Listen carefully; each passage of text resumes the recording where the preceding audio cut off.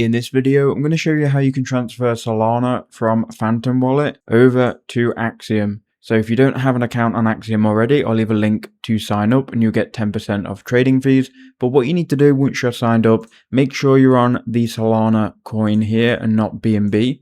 Then go ahead and click on deposit, and that will then give you a deposit address for Solana. You can go ahead and then copy that. Then go to your Phantom wallet. So I've got mine open here on Chrome extension. Make sure you've got Solana here, native Solana. You can then go ahead and click on Solana. You can click send and then paste in your recipient address that you've copied from Axiom. Then choose the amount of Solana you want to send. I'm going to send the max. We'll click next.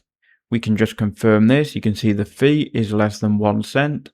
Click on send and that should send the transaction. Just make sure you do have sufficient funds. So I'll just send 0.053. We'll try that. And there you go. That's been sent successfully.